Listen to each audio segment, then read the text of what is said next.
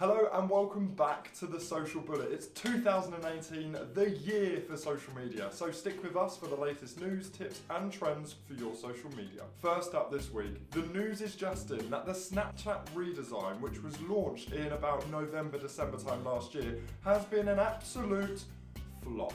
Snapchat have put ad-laden stories in between the communication of normal Snapchat users. They found that a huge amount of people were sending tons of snaps to one another, but not actually using the story feature that much. There weren't that many happy Snapchat users about this, but CEO Evan Spiegel predicted this might happen. When announcing the new changes and launching the new features, he suggested that there may be disruption to short-term user base in order to get longer and medium-term benefits. The first part of his prediction has come true, so let's hope people get used to it, get back on Snapchat, and it's been a good change for the platform. Now, you may have seen this one last week, but Facebook have made huge changes to their feed algorithm. Essentially what it does is deprioritizes promoted and paid for posts and reprioritizes posts from your family, your friends and your loved ones that you've chosen to connect with. And there are a huge amount of people who are really thrilled with this change.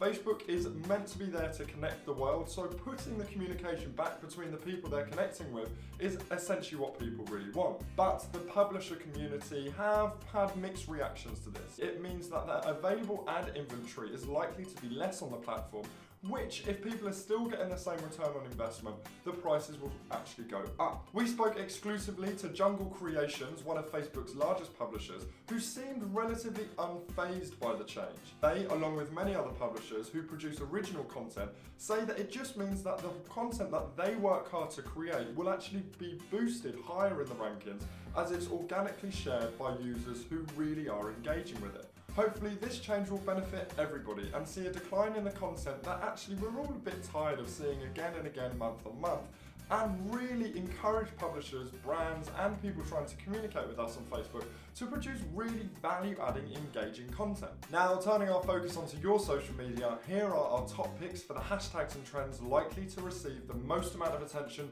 this coming week.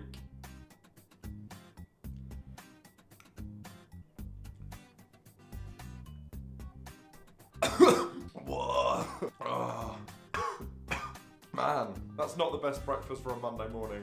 Prepare your taste buds because Monday the 22nd of January is National Hot Sauce Day. Whether you love it or hate it, hot sauce is always a form of nourishing entertainment. Whether that's spicing up your food, your drinks, or in fact your Instagram feed. So on this Monday 22nd of January, make sure you're spicing up your feed and dropping some chilies and hot sauce around any activity you're doing.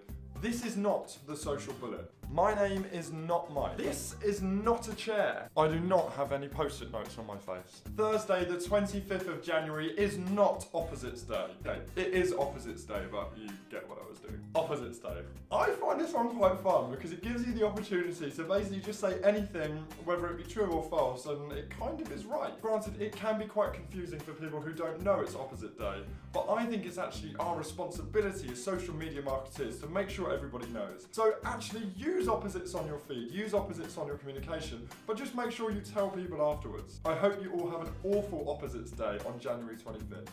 And finally, on Friday 26th of January, it is International Fun at Work Day. I'm sure this is one we can all get behind because hey, who doesn't want to have a bit of fun? So make sure your team are on board and prepare yourselves to have the most possible fun on Friday. And if the opportunity presents itself, share what you're doing on social media. A really great way to build trust with your audience beyond what you would usually be able to do.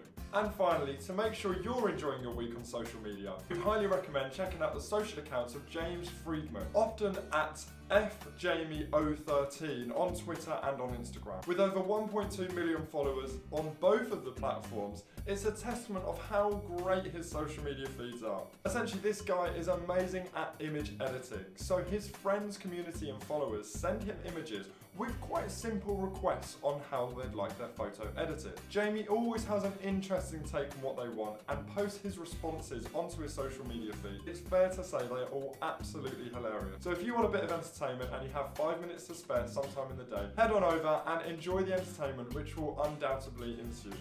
That's all for this week. Thank you so much for joining us. I hope you have an amazing week both on and offline, and we will be back here next week with the latest news, tips and trends for your social media. Have a great one. fundamentally hope, fun.